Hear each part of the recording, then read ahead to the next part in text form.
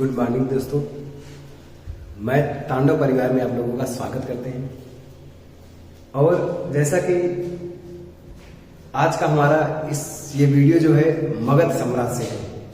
मगध साम्राज्य का उदय कैसे हुआ और इस मगध साम्राज्य में कौन कौन से राजवंशों ने शासन किया। प्राचीन भारतीय इतिहास का हमारा ये पार्ट है, क्योंकि यहाँ से प्रश्न बनते रहते हैं।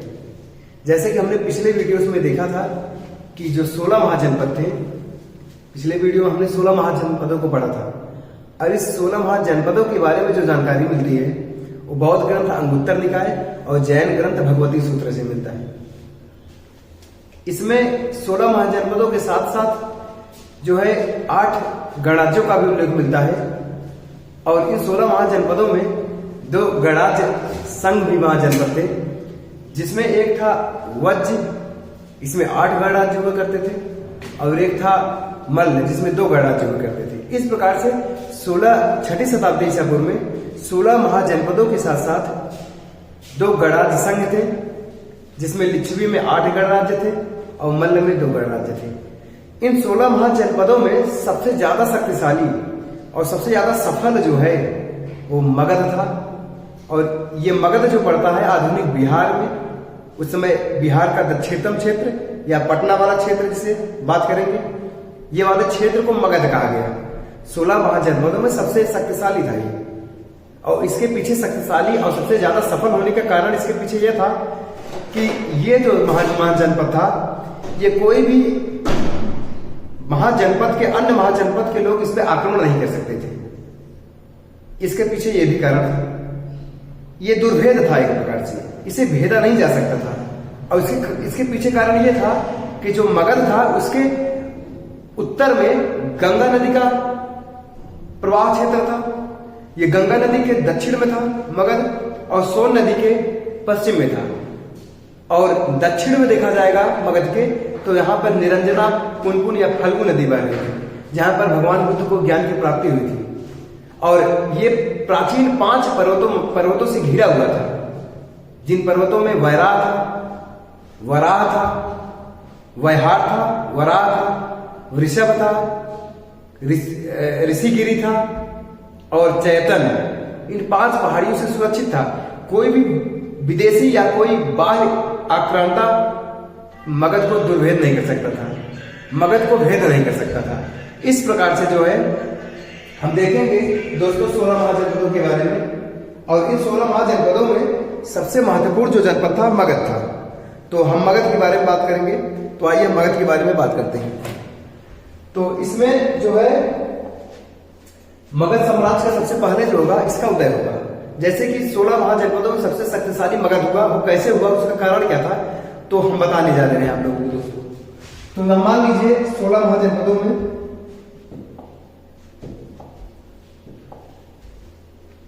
ये उस समय का भारत हम बनाने जाने वाले हैं।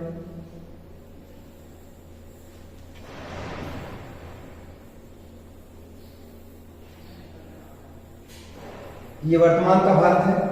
और प्राचीन भारत में ये जो था पाकिस्तान, ये भी पाकिस्तान का भारत अंग था, और अफगानिस्तान वाला क्षेत्र है। तो इस प्रकार से ये जो है आपका वर्तमान प्राचीन काल की स्थिति में देखेंगे तो ये इस प्रकार से बांग्लादेश भी उस समय भारत का अंग था। तो इस प्रकार से जो है ये भारत की स्थिति थी। अब ये आपका जो है मगध जो है 16 महाजनपदों में, इन 16 महाजनपदों में जो मगध था वो यहीं पर था। कौन था? मगध। और 16 महाजनपदों में सबसे शक्तिशाली और सबसे ज्यादा सफल मगध होने का कारण ये था, मगध का ही। इसमें जो है इसके आसपास जो है प्राचीन पर्वत थे। इसके आसपास जो थे एक प्राचीन पर्वतों से घिरे थे, और ये 5 पर्वत थे, 5 पर्वतों से घिरे थे। उत्तर में इसके गंगा नदी गई थी, गंगा नदी के दक्षिण में यह मगध था। और यहां से सोन नदी, और सोन और गंगा नदी के क्षेत्रों में सुरक्षित था। और जैसा कि 2 नदियों की भूमि जो होती है वो बहुत उपजाऊ होती है। दोआब जो होती है, 2 नदियों की भूमि के क्षेत्र को दोआब कहा जाता है। और इस दोआब का जो क्षेत्र होता है, यहाँ की भूमि बहुत उपजाऊ होती है। और उपजाऊ होने से क्या होगा, यहाँ की फसल दृष्टिकोण से अच्छे होंगे। और अर्थव्यवस्था भी अच्छे होंगे। जब अर्थव्यवस्था अच्छे होंगे तो इसका विकास ऑटोमेटिक होगा। इस प्रकार से जो है, इस तरह से कौन था, सोन नदी जो छत्तीसगढ़ के मैकाल पर्वत से निकलती है, और गंगा नदी, और इसके दक्षिण में एक नदी गई थी जिसे निरंजना नदी कहा जाता है, या फल्गु नदी कहा जाता है, या पुनपुन नदी कहा जाता है। और इसी नदी के किनारे तो दोस्तों गौतम बुद्ध को ज्ञान की प्राप्ति हुई थी। ठीक है, इस प्रकार से अब यहाँ पर एक क्या था, यहाँ पर था वज्जी संघ, यहाँ था एक महाजनपद था वज्जी संघ। अब देखिए यहाँ पर था पांचाल महाजनपद, कौशल महाजनपद, ठीक है, और यहाँ पर अवंती महाजनपद था। ठीक है, आसपास बहुत सारे महाजनपद थे, लेकिन इस मगध पर कोई भी आक्रमण नहीं कर सकता था। इसके पीछे रीजन यही था, ये प्राचीन पर्वतों से घिरा था और प्राचीन प्राकृतिक नदियों से घिरा था। और ये जो क्षेत्र था, ये लोहे के दृष्टि से यहाँ पर लोहे का उत्खनन बड़ी मात्रा में होता था, और ये हाथियों के लिए बहुत प्रसिद्ध क्षेत्र था। और जैसा कि हाथियों का प्रयोग वहां के प्राचीन काल के शासकों ने अपनी शक्तियों को मजबूत करने के लिए सेनाओं में शामिल करते थे, और जिसके पास जितना हाथी होगा उतना मजबूत होगा, इसलिए। और हाथियों का काम क्या होता था, हाथियां जंगल को साफ करते थे या बड़े भूभाग का निर्माण करते थे। इस प्रकार से जो है मगध ही 16 महाजनपदों में मगध ही ऐसा महाजनपद था जिसका सबसे ज्यादा सफल हुआ और सबसे ज्यादा विकास हुआ जिसका। तो आइए, ये मगध कहाँ पड़ता है, तो मगध ये बिहार में पड़ता है, बिहार में। तो अब यहाँ पर जितने भी राजवंशों ने यहाँ पर शासन किए हैं उन्हीं के बारे में पढ़ना है दोस्तों। मगध पर शासन करने वाले जितने भी राजवंश थे वहीं समय उन्हीं के बारे में पढ़ना है। तो मगध के विकास में सबसे पहली भूमिका जो निभाया था, सबसे विस्तृत मात्रा में जो भूमिका निभाया था, वो था बिंबिसार। बिंबिसार हरेक वंश का शासक था, और उसके बाद ये हरेक वंशों ने सबसे महत्वपूर्ण भूमिका निभाया। उसके बाद हम पढ़ेंगे नागवंश, जिसके संस्थापक होते हैं शिशुनाग। उसके बाद हम पढ़ेंगे नंदवंश, जिसके संस्थापक थे महापद्मानंद। और उसके बाद दोस्तों मौर्य वंश को पढ़ेंगे, जिसके संस्थापक होते हैं चंद्रगुप्त मौर्य। लेकिन मगध का जो प्रारंभिक उत्थान है उसमें कौन कौन से शासक होंगे, तो याद रखिएगा, मगध के विकास में जिन महाराजवंशों का शासन हुआ है उसमें सबसे पहले होगा हर्यवंश, और उसके बाद होगा नागवंश, और उसके बाद होगा नंदवंश। लेकिन इन वंशों से पहले जो है प्राचीन या मगध पर एक शासक का शासन था यहाँ पर, जिसका नाम था बृहद्रथ। बृहद्रथ का सबसे पहले शासन था, तो बृहद्रथ को देखेंगे हम। उसके बाद उसका अंतिम शासक होता है रिपुज्य। रिपुज्य अंतिम शासक होता है। उसके बाद हरेक वंश का जो संस्थापक होता है बिंबिसार होता है। इसका संस्थापक होगा बिंबिसार होगा। और इस वंश का जो संस्थापक होगा ये होगा शिशुनाग। कौन होगा? शिशुनाग होगा। और इस वंश का जो संस्थापक होगा महापद्मानंद।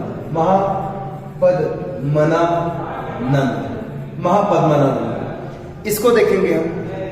लेकिन हरेक वंश में और बहुत सारे शासक थे। हरेक वंश में और बहुत सारे शासक थे। इसमें अजातशत्रु को देखेंगे। अजातशत्रु को देखेंगे। इसमें जो है देखेंगे अजातशत्रु को देखेंगे और उदयन को भी देखेंगे, जिसने पाटलिपुत्र की स्थापना किया था। तो इस प्रकार से जो है हम इन राजवंशों पे देखेंगे। आइए तो देखते हैं इन राजवंशों को। लेकिन एक चीज और याद है, याद रखना है, इस मगध की जो प्रारंभिक राजधानी थी, इसकी जो प्रारंभिक राजधानी थी वो थी गिरिव्रज। क्या थी? गिरिव्रज। ये मगध की प्रारंभिक राजधानी थी, जिसे आप राजगृह कहते हैं। राजगृह कहते हैं। मगध की राजधानी गिरिव्रज, जिसे आप राजगृह कहते हैं। समय समय पर इस राजधानियां मगध की बनती गई। जैसे कि राजधानी बन जाती है इसकी वैशाली। वैशाली भी इसकी राजधानी बन जाती है। लेकिन उसके पहले, वैशाली के पहले इसकी राजधानी पाटलिपुत्र थी। पाटलिपुत्र थी। और फिर से लास्ट में देखेंगे, वैशाली के बाद फिर से सम्राट अशोक ने अपनी राजधानी पाटलिपुत्र बनाई। इस प्रकार से मगध की राजधानी से प्रश्न बन जाता है। मगध की जो प्रारंभिक राजधानी थी वो थी गिरिब्रज और इसी को राजगिरी कहा जाता है, क्योंकि बिंबिसार ने अपना जो राजधानी बनाया था वो किसे बनाया था? राजगिरी को बनाया था। गिरिब्रज इसकी राजधानी थी और इस गिरिब्रज को प्रारंभिक नाम से जाना जाता है वसुमती। इसे रामायण में वसुमती कहा गया है। गिरिब्रज को वसुमती कहा गया है, वसुमती। और अगर बात करेंगे मगध की प्रारंभिक जानकारी जो मिलती है तो दोस्तों मगध की प्रारंभिक राजधानी मिलती है अथर्ववेद में, अथर्ववेद में मिलती है। तो दोस्तों हम एक एक करके जो है इन राजवंशों को देखेंगे जहां से आपके एग्जाम में प्रश्न बनते हैं। लेकिन उसके पहले दोस्तों ये याद रखिएगा 16 महाजनपदों में सबसे ज्यादा शक्तिशाली और सबसे ज्यादा सफल जो महाजनपद है वो कौन सा है? मगध है। वो कौन सा है? मगध है। और मगध पे पहला जो शासन था, पहले शासन जो उसका था उसका माना जाता है बृहदर्थ को। बृहदर्थ को इसका पहला शासक माना जाता है। और ये बृहदर्थ जो था ये जरासंध का पुत्र था, जरासंध का पुत्र था। और ये जरासंध जो था इसका उल्लेख आप महाभारत में देखेंगे, इसका उल्लेख मिलता है। महाभारत में ये जरासंध के बारे में बताया जाता है कि जरासंध श्री कृष्ण के साथ अनेक युद्ध किया था। अंततः जो है पांडव पुत्र होते हैं भीम, इसके द्वारा ये पराजित होता है। और इस वंश का अंतिम जो शासक होता है रिपुंजय होता है। कौन होता है? रिपुंजय होता है, ये अंतिम शासक होता है। उसके बाद जो मगध का वास्तविक जो विस्तार हुआ वो हर्यक वंश के समय में हुआ। और इस हर्यक वंश का जो संस्थापक होता है बिंबिसार होता है। और बिंबिसार के बाद अगला शासक अजातशत्रु होता है। और अजातशत्रु के बाद उसका शासक होता है उदयन। और उदयन के बाद अनिरुद्ध बनता है शासक। अनिरुद्ध के बाद होता है मुंड बनता है, जिसे मुंडक कहते हैं। और इस हर्यक वंश का जो अंतिम शासक होता है वो होता है दर्शक, जिसे आप नागदर्शक के रूप में जानते हैं। इस प्रकार से नागवंश का अंतिम शासक होता है, हर्यक वंश का अंतिम शासक होता है नागदर्शक। और नागदर्शक की हत्या करता है शिशुनाग। और शिशुनाग हत्या करके मगध पर एक नए राजवंश की स्थापना कर देता है नागवंश। और इस वंश का महान शासक होता है कालासुर, जिसके समय में द्वितीय बौद्ध संगीति का वजन होता है। और इस वंश का अंतिम शासक होता है नंदीवर्धन, जिसकी हत्या कर देता है कौन? महापद्मानंद, जो नए राजवंश की स्थापना कर देता है, जिसे कहते हैं नंदवंश। तो दोस्तों आइए हम आराम से एक एक वंशों को आराम से पढ़ते हैं। लेकिन उसके पहले याद जरूर रखिएगा 16 महाजनपदों में सबसे महत्वपूर्ण जनपद था मगध, और जिसकी प्रारंभिक राजधानी थी गिरिब्रज। और रामायण में इसे वसुमती कहा गया है। और गिरिब्रज के बाद राजधानी बनी पाटलिपुत्र, और पाटलिपुत्र के बाद राजधानी वैशाली, और वैशाली के बाद फिर राजधानी बनती है पाटलिपुत्र। तो मगध की राजधानी गिरिब्रज, राजगिरी, वैशाली, पाटलिपुत्र, इतने नामों से मगध की राजधानी को जाना जाता है। तो दोस्तों आइए हम बात करते हैं मगध साम्राज्य के पहले राजवंश। तो लेकिन उसके पहले दोस्तों हम अगर बात कर लेंगे कि इस मगध का जो पहला शासक है तो उसका नाम है मगध का पहला शासक। मगध का जो पहला शासक था इसका नाम था बृहद्रथ। इसका नाम था बृहद्रथ। और ये बृहद्रथ जो था ये जरासंध का पुत्र, ये जरासंध का पिता था। जरासंध का ये पिता था। और ये जरासंध जो था इसका उल्लेख मिलता है महाभारत में। महाभारत में बताया गया है ये अनेकों युद्ध लड़ा था भगवान श्री कृष्ण से, बहुत सारे युद्ध लड़ा था। और अंत में जो है श्री कृष्ण के कहने पर पांडव पुत्र भीम जो होते हैं इसे पराजित कर देते हैं। और इसमें जो अंतिम शासक होता है रिपुंजय होता है, रिपुंजय होता है, यह अंतिम शासक होता है। और इस प्रकार जो है, लेकिन मगध में पहला राजवंश की बात करेंगे, मगध का पहला जो राजवंश था वो था हर्यक वंश। और इस हर्यक वंश के संस्थापक थे बिंबिसार। तो आइए हम हर्यक वंश की बात करते हैं जो आपके एग्जाम में प्रश्न बनते हैं। तो दोस्तों हम बात करेंगे हर्यक वंश के बारे में। तो हम बात करेंगे हर्यक वंश। जो हर्यक वंश है दोस्तों, इस हर्यक वंश के संस्थापक को बिंबिसार। हर्यक वंश के संस्थापक कौन था? बिंबिसार। तो देख लीजिए बिंबिसार की ये चित्र है। ये बिंबिसार जो है हर्यक वंश का पहला वंश बिंबिसार का मगध का पहला राजवंश माना जाता है। इसे पितृहंतक वंश भी कहा जाता है। हर्यक वंश को पितृहंतक वंश भी कहा जाता है। इसके पीछे कारण जो है कि इसके जितने भी परवर्ती शासक हुए हैं अपने पूर्ववर्ती शासकों की हत्या करके ही सिंहासन को प्राप्त करते थे। तो दोस्तों याद रखिएगा, हर्यक वंश को पितृहंतक वंश भी कहा जाता है क्योंकि इसके जितने परवर्ती शासक हुए हैं अपने पूर्ववर्ती शासकों की हत्या करके राजगद्दी को प्राप्त करते थे। कहने का कारण यह है कि जितने भी शासक हुए हैं अपने पिता की हत्या करके, अपने पिता की वध करके एक राज सिंहासन को प्राप्त किए, इसलिए इस वंश को पितृहंता वंश भी कहा जाता है। और इस वंश के जो संस्थापक थे बिंबिसार था। इस वंश का संस्थापक बिंबिसार था। और ये बिंबिसार जो था इसे ही मगध का वास्तविक संस्थापक माना जाता है। इसने अपनी राजधानी बनाया था राजगिरी, जिसे राजगिरी का प्रारंभिक नाम था गिरिव्रज, जिसकी राजधानी हमें जिसका उल्लेख हमें रामायण में भी मिलता है। तो बिंबिसार से याद रखिएगा, हर्यक वंश के संस्थापक कौन था? बिंबिसार। हर्यक वंश का संस्थापक बिंबिसार। अब बिंबिसार ने अपने साम्राज्य का जो विस्तार किया था, मगध का जो विस्तार किया था, इसने 3 प्रकार की नीतियां बनाई थी। 3 प्रकार की नीति के तहत ही इसने अपने साम्राज्य का विस्तार किया था, मगध का विस्तार किया था। वो कौन कौन सी नीतियां थी? तो आइए इसके बारे में जानते हैं। सबसे पहले हम बात करते हैं बिंबिसार था कौन? ये बिंबिसार का पिता जो थे भट्टिय थे। इनके पिता का नाम मिलता है भट्टिय। बिंबिसार के पिता कौन थे? भट्टिय। या देखिए दोस्तों, इसके पिता संस्थापक बात करेंगे। संस्थापक, इसके जो संस्थापक थे, हर्यक वंश के संस्थापक जो थे ये बिंबिसार थे। बिंबिसार। और इसके जो पिता थे, बौद्ध ग्रंथ में इसके पिता का नाम भट्टिय मिलता है। भट्टिय मिलता है। और इसकी जो प्रारंभ, इसका अन्य नामों से जो जाना जाता है, जो इसका अन्य नाम है बिंबिसार का, कुमार सेन भी कहा जाता है। इसे कुमार सेन कहा जाता है और सिंह सेन कहा जाता है। सिंह सेन कहा जाता है। और इसी का नाम मिलता है दोस्तों श्रोणिक। इसी का नाम मिलता है श्रोणिक।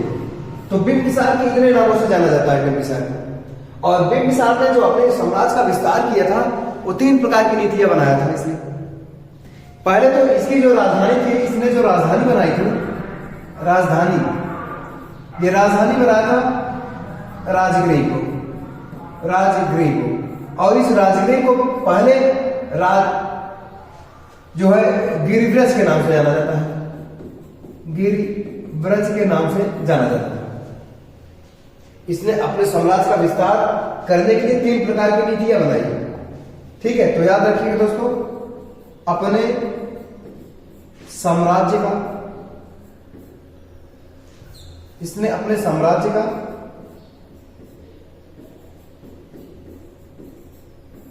का विस्तार करने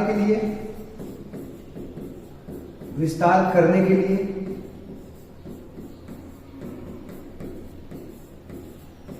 3 नीतियां बनाई थी। 3 नीतियां बनाई थी। और ये 3 नीतियां कौन कौन से थे? तो याद रखिएगा, वैवाहिक संबंध। इसने आसपास से जितने भी महाजनपद थे वहां पर वैवाहिक संबंध स्थापित किया और दहेज के रूप में कुछ प्रांत को मिला इसे। इसने वैवाहिक संबंध के आधार पर अपने साम्राज्य का विस्तार किया। और इसकी जो दूसरी नीति थी वो कूटनीतिक। उसकी जो दूसरी नीति थी कूटनीतिक, और तीसरी जो नीति थी इसकी आक्रामक नीति थी। ये विश्वास ग्रहण करता था। और ये जो अगर वैवाहिक संबंध नहीं स्थापित कर रहे थे तो वहां पर आक्रमण करता था। तो इस प्रकार की इसने 3 प्रकार की नीतियां बनाई। और कौन कौन सी नीतियां हैं तो दोस्तों लिखने जा रहे हैं हम। 3 प्रकार की नीति इसकी। एक थी आक्रामक नीति। आक्रामक नीति थी। और दूसरा जो था कूटनीतिज्ञ थी, कूटनीतिज्ञ। और तीसरी जो नीति थी इसकी वो थी वैवाहिक संबंध, वैवाहिक संबंध। तो इस प्रकार की नीतियों के तहत इसने अपने साम्राज्य का विस्तार किया। दोस्तों ये पूछा जाता है बिंबिसार ने अपने साम्राज्य का विस्तार कैसे किया, तो उसने अपने साम्राज्य का विस्तार में सबसे महत्वपूर्ण है वैवाहिक संबंध। जैसे कि इसने कौशल के नरेश जो होते हैं प्रसेनजीत, उनकी पुत्री होती है मां कौशला, उनसे विवाह कर लिया। और विवाह करके जो है इसने काशी को अपने अधिकार में कर लिया, दहेज के रूप में काशी मिला इसे, और काशी को मगध में मिला लिया। और उसके बाद बात करेंगे तो लिच्छवी, जो लिच्छवी राजकुमार थे चेटक, उन चेटक की पुत्र थी चेलना या छलना कहीं नहीं मिलता है, इनसे विवाह करके अपने साम्राज्य का विस्तार किया। और उसके बाद बात करेंगे हम मद्र की राजकुमारी, मद्र आधुनिक पंजाब में मद्र की राजकुमारी क्षेमा या खेमा से इसने विवाह किया और अपने मगध साम्राज्य का विस्तार किया। और इसने आक्रामक नीति के तहत इसने अंग की राजधानी चंपा पर आक्रमण किया और वहां का शासक थे ब्रह्मादत्त, और इस ब्रह्मादत्त को पराजित करके इसने मगध को, वो चंपा को मगध में मिला लिया और वहां का शासक अपने पुत्र अजातशत्रु को नियुक्त कर दिया। इस प्रकार से हम इसके बारे में बात करेंगे, बिंबिसार के बारे में। तो दोस्तों आइए हम बात करते हैं बिंबिसार के बारे में। बिंबिसार ने किस प्रकार से अपने साम्राज्य की नीति, इसकी सबसे पहले नीति देखेंगे आक्रामक नीति। इस आक्रामक नीति के तहत ही बिंबिसार ने अंग की राजधानी चंपा पर आक्रमण किया। तो आइए हम उसकी बात करते हैं।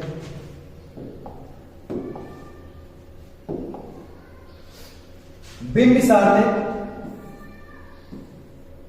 इसकी जो आक्रामक नीति थी,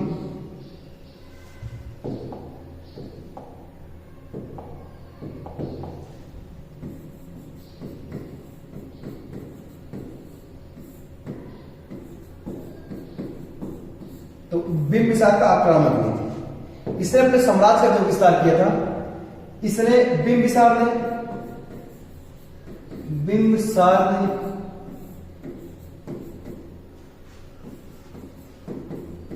अंग की राजधानी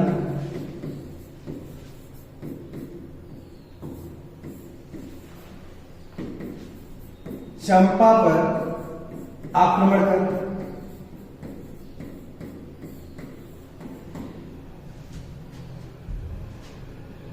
वहां के शासक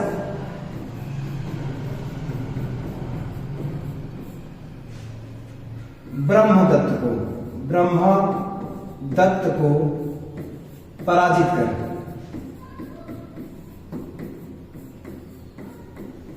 अंग को अपने साम्राज्य में मिला दिया, अपने साम्राज्य में या मगध में मिला लिया। और यहां का शासक, अंग का शासक अपने पुत्र अजातशत्रु को बना दिया और अंग को जीतकर वहां अपने पुत्र अजातशत्रु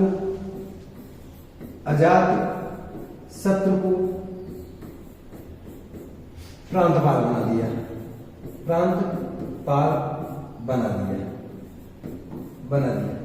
तो दोस्तों याद रखिएगा, आक्रामक नीति के तहत बिंबिसार ने अंग की राजधानी चंपा पर आक्रमण किया और वहां के शासक ब्रह्मदत्त को पराजित किया और अंग को जीतकर अपने साम्राज्य में मिला लिया। और साम्राज्य में मिलाने के बाद वहां का जो शासक था, प्रांतपाल था, अपने पुत्र अजातशत्रु को बना दिया। तो जाहिर से दोस्तों समझ में आया होगा। तो हम दूसरी नीति की बात करेंगे, इसकी जो कूटनीतिज्ञ थी इसकी, तो बात करेंगे कूटनीतिज्ञ। तो दूसरा जो नीति थी इसकी वो थी कूटनीतिज्ञ। जो कूटनीतिज्ञ था इसका कूटनीति के तहत इसने अवंती के शासक होते हैं चंड प्रधोप, उसका विश्वास जीता।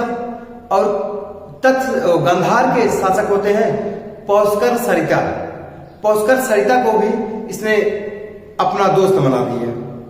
इस प्रकार से कूटनीति के तहत इसने, जब चंड प्रधोप जो अवंती के शासक थे, चंड प्रधोप पीलिया रोग से ग्रस्त थे। अगर देखा जाए मगध का सबसे ज्यादा बड़ा दुश्मन तो अवंती ही था। अवंती के शासक चंड प्रधोप बिंबिसार के समकालीन थे और चंड प्रधोप बार बार आक्रमण करते थे। और चंड प्रधोप एक बार बीमार हो गए और उन्हें पीलिया हो गया। उन्हें क्या हो गया?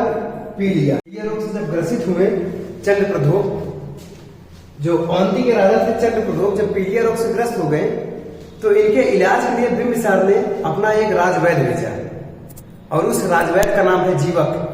कई बार एग्जाम में पूछा गया है दोस्तों, तो याद रखिएगा, उसका नाम था जीवक।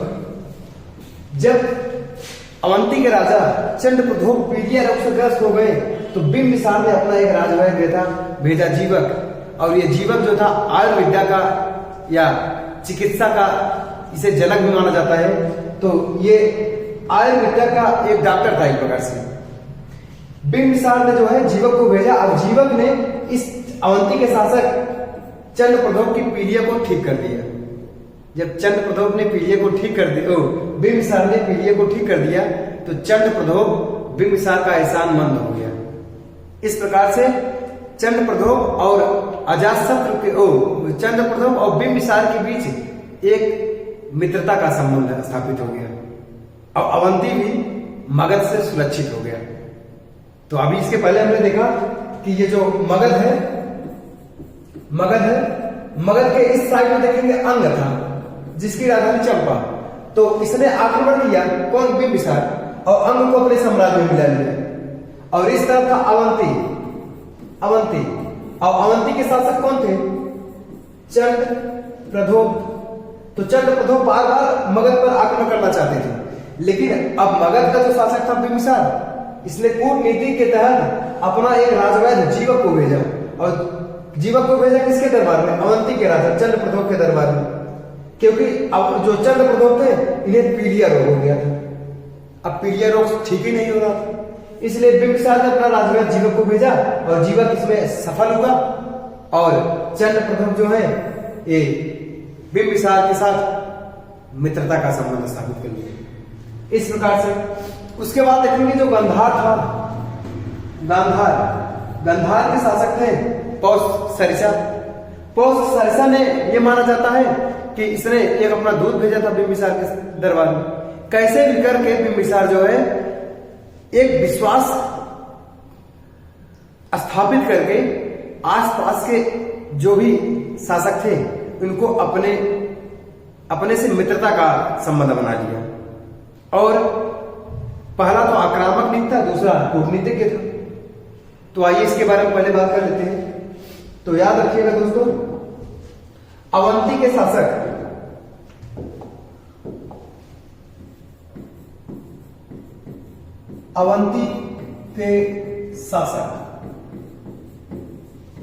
जब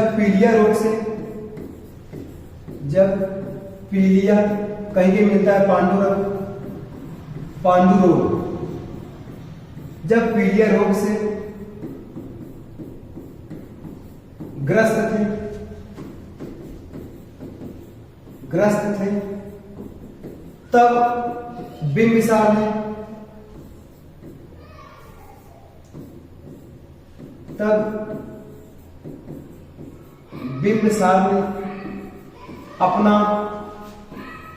अपना राजवैद्य, ये पूछा गया है बिंबिसार का राजवैद्य कौन था?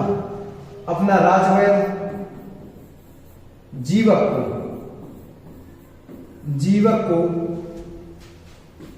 को इसके सेवा के लिए भेजा है, इसके सेवा के लिए भेजा है। तो याद रखिएगा, इस प्रकार जो है चंड प्रधोप ठीक भी हो जाता है और उसके बाद बिंबिसार के साथ अच्छा संबंध बन जाता है इसका। तो अब बात करेंगे हम जीवक। देखिए जीवक से भी प्रश्न बनता है। ये जो जीवक है बिंबिसार का राजवैद्य था, पहला क्वेश्चन। दूसरा जो जीवक था ये था कौन? तो जीवक एक राजगृह की गणिका थी। गणिका मतलब जो वेश्या व्रत अपनाने वाली महिलाओं को उसमें गणिका कहा जाता था। ठीक है, तो राजगृह के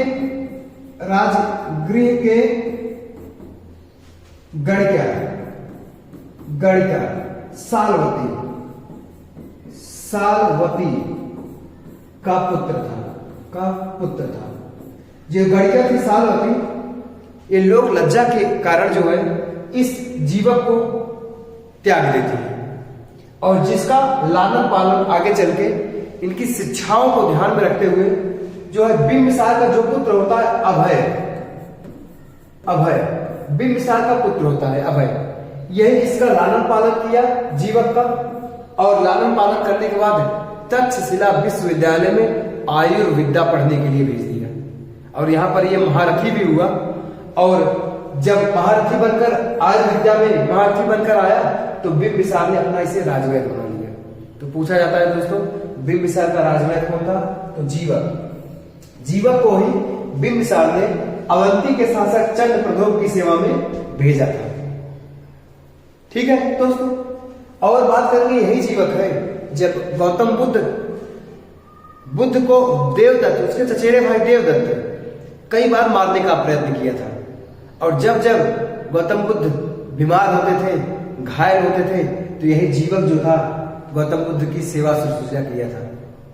तो याद रखिएगा, ये जीवक जो था उस समय बहुत बड़ा आयुर्विद्या का चिकित्सक था, और यही जो है बार बार बुद्ध के अंतिम समय तक इसने बुद्ध की सेवा किया था। तो दोस्तों हम बात करेंगे इसके जो है वैवाहिक संबंध। बिंबिसार ने सबसे महत्वपूर्ण भूमिका है इसने वैवाहिक संबंध स्थापित करके अपने साम्राज्य का विस्तार किया। बिंबिसार ऐसा शासक था। तो इसने जो है वैवाहिक संबंध के अंतर्गत इसने इसने जो है लिच्छवी नरेश चेटक की पुत्री छलना से विवाह किया था, और इसने कौशल नरेश प्रसेनजीत की पुत्री महाकोसला से विवाह किया था, जिसे दहेज के रूप में काशी प्रदान हुआ। काशी को दहेज के रूप में प्राप्त कर लिया। और उसके बाद देखेंगे पंजाब, प्राचीन काल में मद्र की राजकुमारी क्षेमा से विवाह किया। तो इसके बारे में बात कर लेते हैं दोस्तों। इसकी जो तीसरी नीति थी वो थी वैवाहिक नीति। क्या थी? वैवाहिक संबंध। इसने वैवाहिक संबंध स्थापित करके बौद्ध ग्रंथों में बिंबिसार की 500 रानियों का उल्लेख मिलता है। बौद्ध ग्रंथ में बिंबिसार के 500 रानियों का उल्लेख मिलता है, और इस 500 रानियों में सबसे महत्वपूर्ण जो रानी नहीं है वो 3 ही रानियां याद रखने की बात है। इसमें जो 3 रानियां हैं उनके बारे में बात करेंगे, लेकिन देख लीजिए इसे 500 रानियों का उल्लेख मिलता है बिंबिसार की। बौद्ध ग्रंथ में बताया गया है कि इनकी 500 रानियां थी। हालांकि ये अतिशयोक्ति भी हो सकता है, किंवदंतियां भी हो सकते हैं, लेकिन याद रखिएगा इसने वैवाहिक संबंध स्थापित करके बिंबिसार ने अपने साम्राज्य का विस्तार किया था। तो इसकी जो तीसरी नीति थी वो कौन सी नीति थी? वैवाहिक नीति थी। तीसरी नीति है इसकी वैवाहिक नीति। ये जो सीन दिखाई दिया जा रहा है इसमें इस बात को सिद्ध होता है कि बिंबिसार की कई पत्नियां थी, और इनमें जो प्रमुख पत्नी थी उनके बारे में बात करते हैं। ठीक है, तो कैसे संबंध स्थापित किया तो देख लीजिए।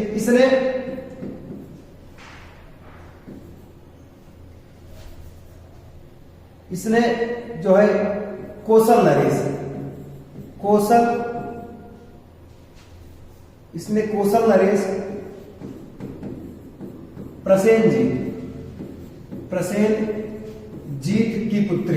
की पुत्री महाकोसला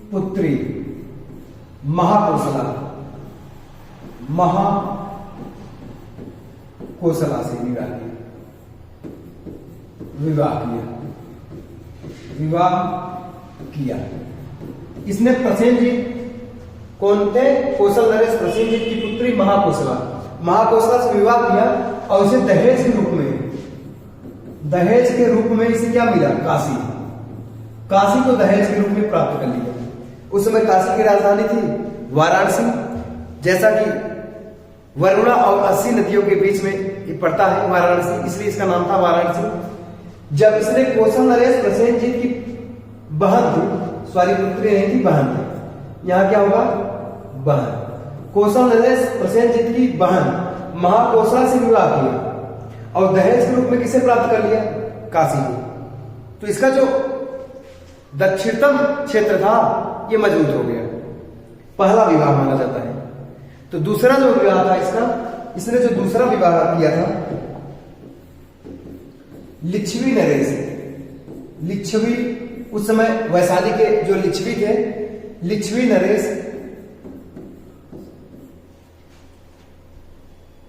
चेटक, चेटक की पुत्री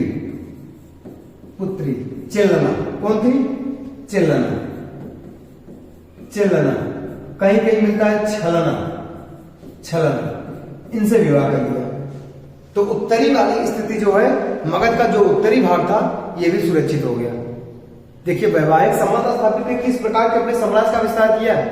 अब कोई भी इसमें, अब कोई अपने लड़की के यहाँ, अपने बहन के यहाँ तो आक्रमण करेगा नहीं, इसलिए जो है इसने कौशल नरेश प्रसेनजीत की बहन महाकोशला से विवाह किया और काशी को दहेज के रूप में प्राप्त कर लिया। और इसने लिच्छवी नरेश चेटक की पुत्री चिल्लना से विवाह करके उत्तर की स्थितियों को मजबूत कर दिया। और इसका जो तीसरा विवाह था यह भी महत्वपूर्ण है। इसने जो तीसरा विवाह किया था, यह किया था मद्र की राजकुमारी, मद्र उस समय पंजाब में था, पंजाब, मद्र की राजकुमारी क्षेमा, क्षेमा या इसी का नाम मिलता है खेमा, खेमा, इनसे विवाह कर लिया। और इसका जो सबसे पूर्वी जो क्षेत्र था इसको मजबूत कर, पश्चिमी क्षेत्र जो था इसको मजबूत कर दिया। तो बिंबिसार की 500 रानियों में सबसे महत्वपूर्ण रानियों में याद रखिएगा, कौन थी महाकोशला, और कौन थी चेल्लना, और कौन थी क्षेमा। क्षेमा कौन थी, तो मद्र की राजकुमारी क्षेमा थी जो पंजाब में पड़ता था। लिच्छवी नरेश चेटक की पुत्री चेल्लना, और जो था कौशल नरेश प्रसेनजीत की बहन महाकोशला।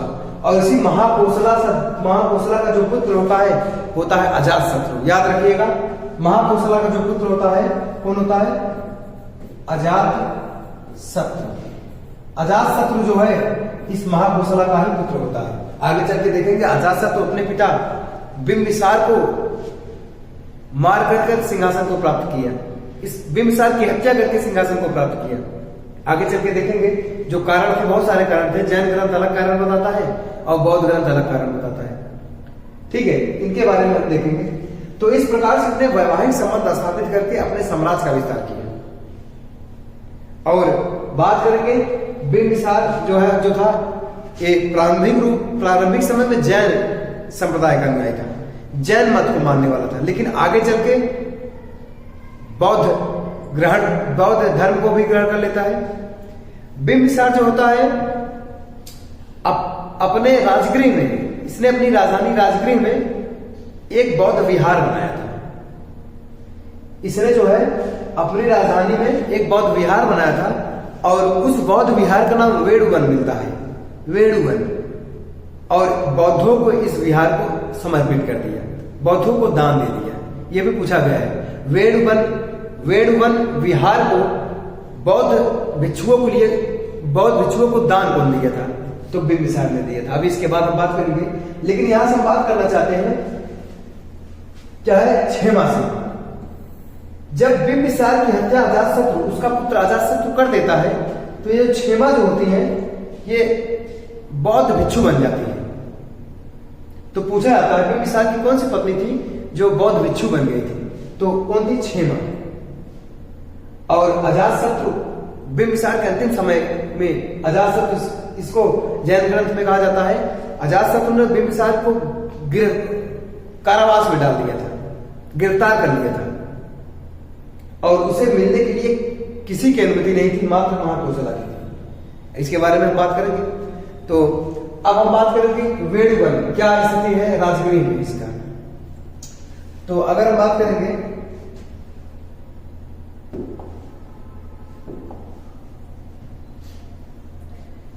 गौतम बुद्ध जो है जब ये राजगृह में आए थे बिंबिसार के समय में, ये उस समय का सीन है, बिंबिसार ने भगवान बुद्ध का स्वागत किया था। बिंबिसार जो था बौद्ध धर्म का भी अनुयायी था। इसने, क्योंकि भगवान गौतम बुद्ध इसी के समकालीन थे, बिंबिसार के समकालीन थे। अब उस समय की स्थिति है जब गौतम बुद्ध का स्वागत कर रहा था कौन? बिंबिसार। बिंबिसार गौतम बुद्ध का स्वागत कर रहा था और गौतम बुद्ध से इतना ज्यादा प्रभावित हुआ, इसने राजगृह में वेड़वन, इसने राजगृह में वेड़ुवन बौद्ध विहार, बौद्ध विहार की स्थापना किया। राजगृह में वेड़ विहार, बौद्ध विहार का स्थापना किया और इसे बौद्धों को दान में दे दिया। तो याद रखिएगा, पूछा गया है वेड़ुवन धान जो है एक बौद्धों को कौन दान दिया था? तो कौन दिया था? बिंबिसार। कौन दिया था? बिंबिसार। तो ये देख लीजिए दोस्तों, ये इस प्रकार से गौतम बुद्ध और उनके शिष्य और उनका स्वागत करते हुए बिंबिसार को दर्शाया गया है। और बिंबिसार ने राजगृह में वेड़ुवन बौद्ध विहार को की स्थापना किया, बौद्ध विहार बनाया और उसे बौद्ध भिक्षुओं को दान में दे दिया। अब हम बात करेंगे यहां से, ये शब्द आया विहार और आता है सब चैत्य आता है और विहार आता है। विहार, यहां से प्रश्न कभी कभी बन जाता है दोस्तों, पीसीएस वगैरह में यहां से प्रश्न बनता है। चैत्य जो होता है ये बौद्धों का पूजा स्थल है, बौद्ध धर्म का पूजा स्थल। यहां पर पूजा होता है, पूजा स्थल है, एक प्रकार से बौद्धों का पूजा स्थल है। और विहार जो है बौद्ध भिक्षुओं के रहने के लिए आवास है, बौद्ध भिक्षुओं के का आवास है, आवास जहां पर ये रहते थे, जहां पर ये विश्राम करते थे, भोजन बना के खाते थे, उसे विहार कहा जाता है। और इनके पूजा स्थल को चैत्य कहा जाता है, बौद्ध भिक्षु। ठीक है, तो दोस्तों इस प्रकार से नोट कर लीजिएगा, वेड़ुवन बौद्ध विहार, बिंबिसार ने बौद्ध भिक्षुओं को दान में दिया था। तो आगे हम बात करेंगे इसके जो अंतिम समय था, अजातशत्रु, बिंबिसार का जो अंतिम समय था दोस्तों, इसके अंतिम समय में इसका पुत्र होता है अजातशत्रु। कहा जाता है बौद्ध ग्रंथों में अजातशत्रु ने अपने पिता बिंबिसार की हत्या करके राज सिंहासन को प्राप्त किया था। और जैन ग्रंथों में यह कहा जाता है इसने अपने पिता की हत्या नहीं किया था, इसने अपने पिता को जेल में, कारावास में डाल दिया था और यहां यह घोषणा कर दिया था कि कोई भी इसकी सहायता नहीं करेगा। शासक बनने की चाहत जो थी इसका अजातशत्रु को, इसीलिए तो इतिहास में हर्यवंश को पितृहंतक वंश कहा जाता है, क्योंकि जितने भी शासक हुए अपने पिता का वध करके शासक बने। लेकिन जैन ग्रंथ कहता है कि हत्या नहीं किया गया था, उसे बंदी बनाकर कारागार में डाल दिया गया था। और यह घोषणा कर दिया था अजातशत्रु कि अगर कोई भी इसे भोजन नहीं देगा और इससे मिलने के लिए सिर्फ इसकी पत्नी महाकोसला ही जा सकती है। महाकोसला को ही अनुमति था कि बिंबिसार से मिलने के लिए, लेकिन किसी प्रकार का भोजन ले जाने के लिए अनुमति नहीं था वहां पर। तो बौद्ध जैन ग्रंथों में यह बताया गया है कि बिंबिसार को भोजन कराने के लिए जो है जब किसी प्रकार की व्यवस्थाएं नहीं की गई तो महाकोसला अपने पूरे शरीर में शहद लगा ली थी, पूरे शरीर में शहद लगा के वो बिंबिसार के पास मिलने जाते थे कि ताकि उस शहद को चाट करके, उस शहद को खा करके कुछ समय तक जिंदा हो रहे बिंबिसार। ऐसी स्थिति कर दिया था इसका पुत्र अजातशत्रु। इस प्रकार से जो हम देखेंगे अजातशत्रु के बारे में। तो दोस्तों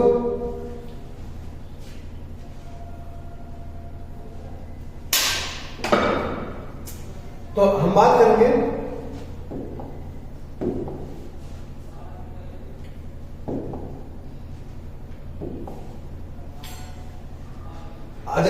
बिंबिसार का अंतिम समय जो है, बिंबिसार ने एक कारागार के रूप में व्यतीत किया।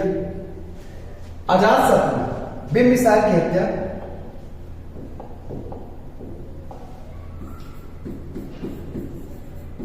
बिंबिसार की हत्या, उसका पुत्र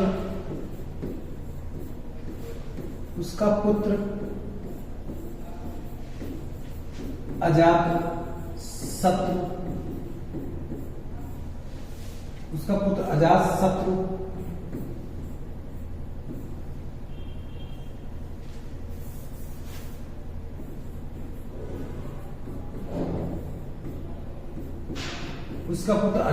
ने कर दिया था। तो याद रखिएगा, बिंबिसार की हत्या उसका पुत्र अजातशत्रु ने कर दिया और स्वयं शासक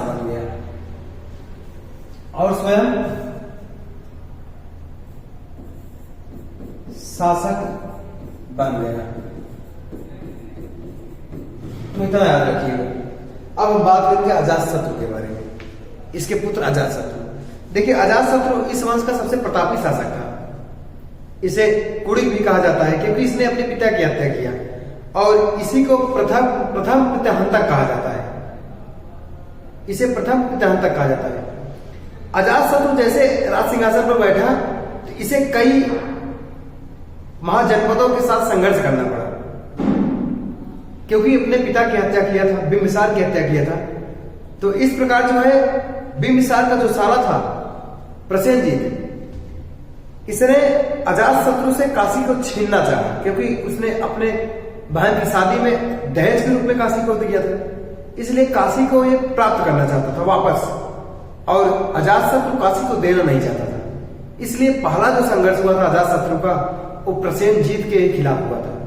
अजातशत्रु ने प्रसेनजीत को पराजित किया और प्रसेनजीत ने मजबूर होकर संधि कर लिया और संधि के आधार पर जो है प्रसेनजीत ने काशी की ही नहीं बल्कि अपनी एक पुत्री वाजिरा का विवाह कर दिया अजातशत्रु से। तो अपने मामा के ऊपर आक्रमण किया था ये। तो बात करेंगे अजातशत्रु के बारे में।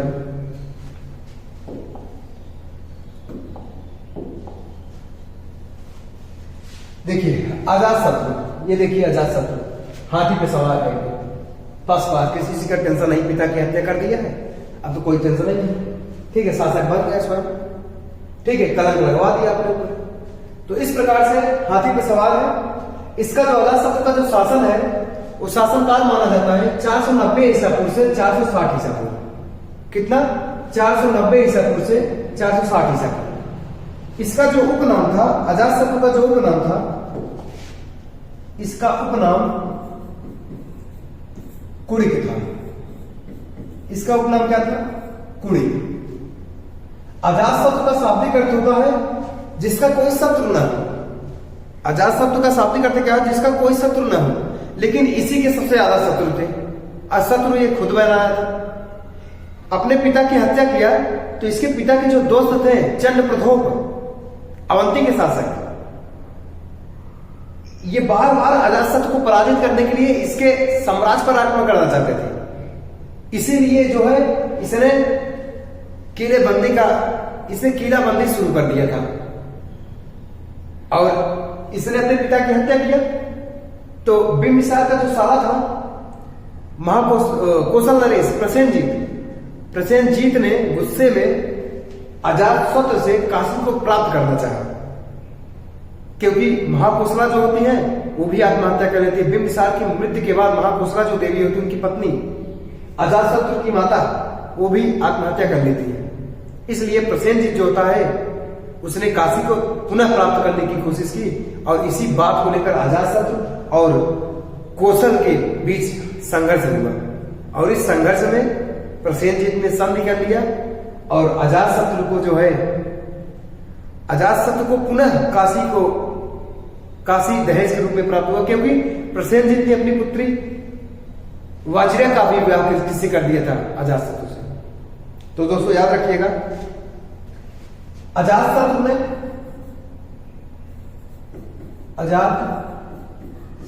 ने अपने मामा प्रसेनजीत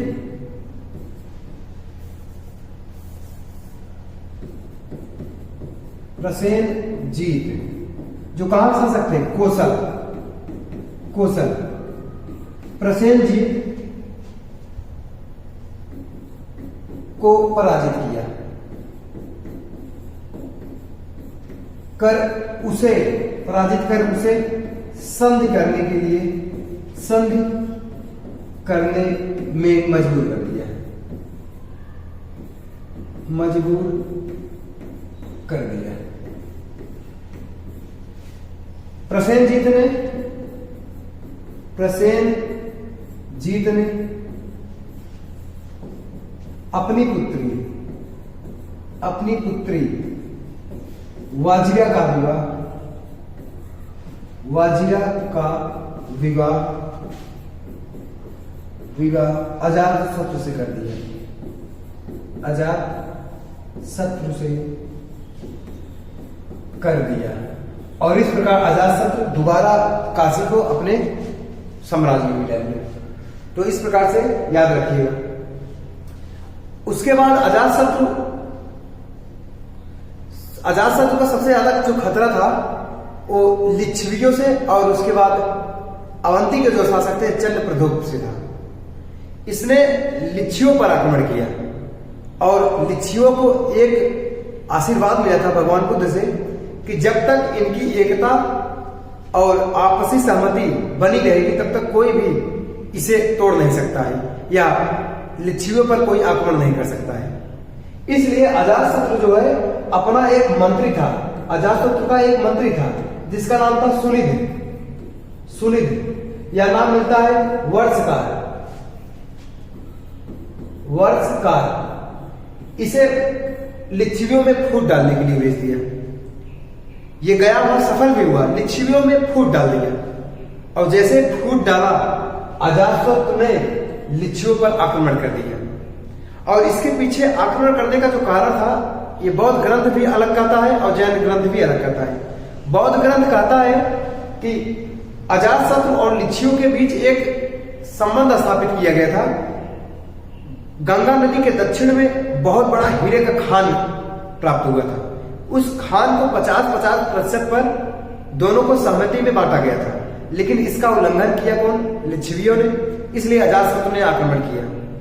और जैन ग्रंथ कहता है कि जो चिल्लना थी, चिल्लना के दो पुत्र थे, बल और बहल, इन दोनों को बिंबिसार ने एक हाथी और 18 लड़ियों का हीरो का हार दिया था। यही दोबारा प्राप्त करना चाहता था अजातशत्रु। इसलिए इसने जब आक्रमण किया तो ये भाग कर चले गए, लिच्छवी अपने नाना के पास चला गया। इसलिए अजातशत्रु ने लिच्छवियों पर आक्रमण किया। कारण चाहे जो भी रहा हो अजातशत्रु का आक्रमण करने का, लेकिन यह बात तो सिद्ध होती है अजातशत्रु ने लिच्छवियों को पराजित किया था। और अजातशत्रु ने लिच्छवियों को पराजित करने के लिए 2 हथियार का इस्तेमाल किया था। अजातशत्रु ने लिच्छवियों को पराजित करने के लिए 2 हथियार बनाया था। तो पराजित करने के लिए अजातशत्रु ने जिस हथियार का प्रयोग किया था उसका नाम मिलता है रथमुसला और महाशिलाकंटक। रथमुसला और महाशिलाकंटक 2 प्रकार के एक ऐसे हथियार थे जो मूवी आप लोग देखे होंगे, बाहुबली मूवी में दिखाया गया है। एक ऐसा हथियार था जो बड़े बड़े पत्थरों को फेंका करता था और वो आसानी से सैकड़ों लोगों को समाप्त कर सकता था। और रथमुसला जो भल्लाल लिया था, रथ के आसपास जो थे भाले लगाए गए थे और गदाएं लगाए गए थे। इस प्रकार से 2 हथियारों को इसने बनाया और अपने शत्रुओं को पराजित करने के लिए, और इसका इस्तेमाल सबसे पहले लिच्छवियों के लिए किया। तो याद रखिएगा दोस्तों, अजातशत्रु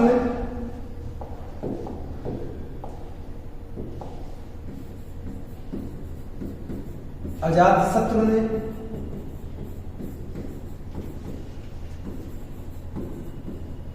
लिच्छवियों को पराजित करने के लिए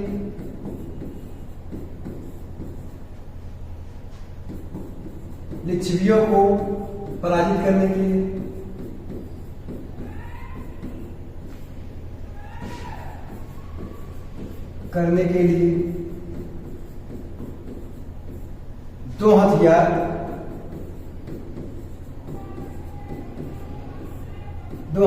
का इस्तेमाल किया।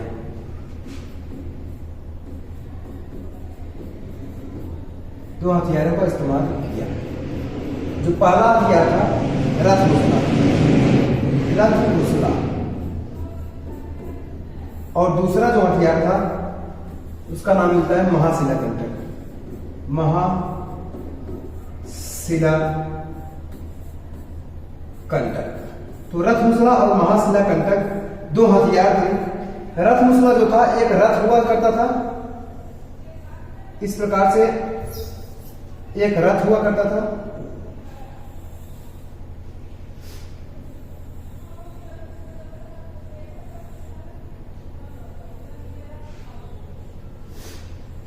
इस रथ के आसपास भाले लगाए जाते थे, भाले लगाए जाते थे और गदाए लगाए जाते थे, जो एक बार में सैकड़ों लोगों को मार सकता था।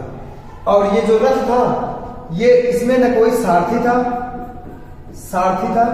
न किसी प्रकार का चालक था, मतलब स्वतः चलने वाली गाड़ी थी ये। इस प्रकार के हथियार का प्रयोग किया था। और महाशिलाकंटक क्या होता था? महाशिलाकंटक जो होता था, ये बड़े बड़े पत्थरों को, एक ऐसा यंत्र था जो बड़े बड़े पत्थरों को फेंका करता था, बड़े बड़े पत्थरों को ऐसे फेंका करता था। और इसीलिए तो नाम है महाशिलाकंटक। महाशिला मतलब क्या हो गया? पत्थर। पत्थर के बड़े बड़े टुकड़े को ही एक साथ फेंका करता था, कई हजार पत्थरों को फेंका करता था। इसलिए जो है रथमुसला और महाशिलाकंटक जैसे हथियारों का इस्तेमाल कौन किया था? अजातशत्रु ने किया था।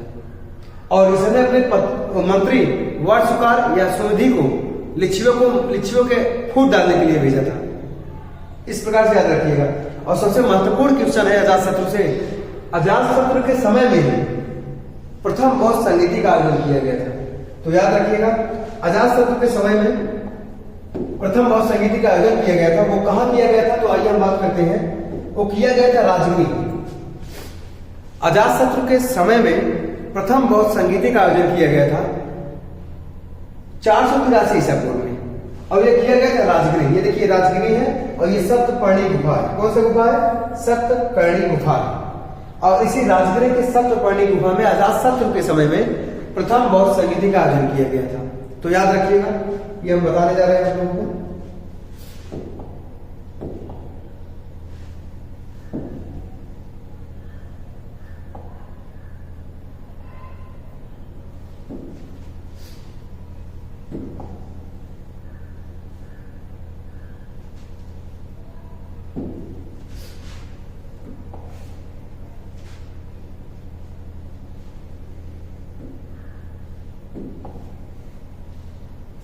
दोस्तों, ये सप्तपर्णी गुफा है, और यहां पर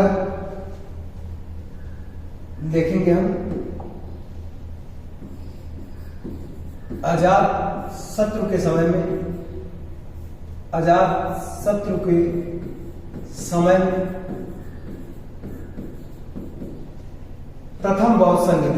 प्रथम बौद्ध संगीति का आयोजन किया गया था।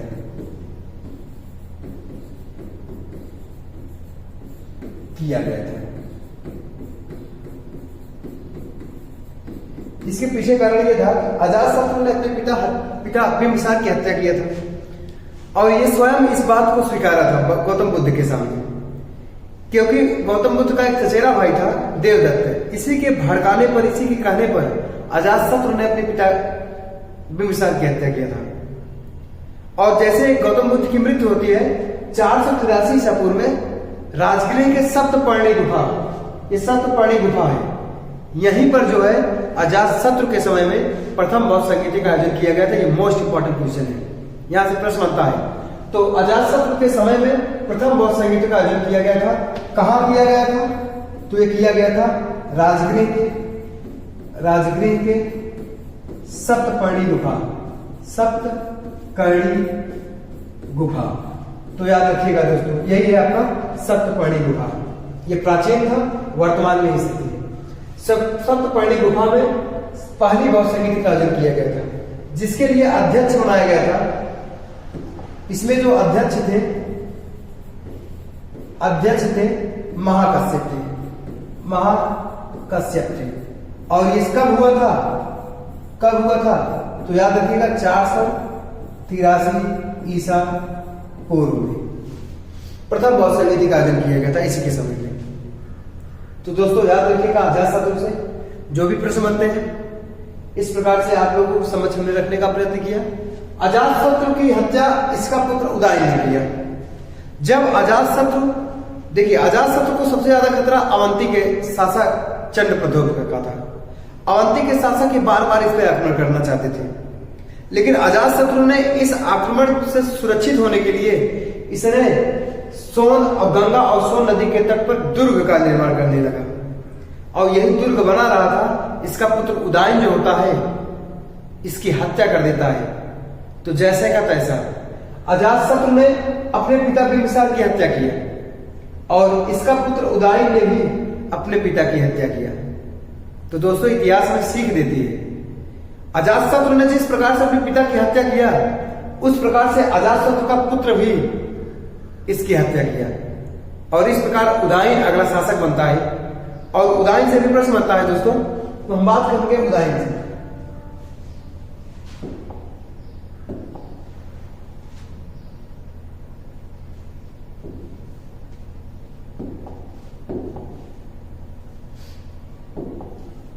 तो बात करें उदयन, अजातशत्रु के बाद उसका शासक हुआ उदयन, और इस उदयन ने जो है अपने पिता अजातशत्रु की हत्या करके अपनी राजधानी, मोस्ट इंपॉर्टेंट है, अपनी राजधानी पाटलिपुत्र को बनाया। इसने जो है गंगा और सोन नदी के क्षेत्र में, इस तरफ से देखेंगे तो गंगा नदी, इस तरफ से सोन नदी, और गंगा और सोन नदी के तट पे इसने पाटलिपुत्र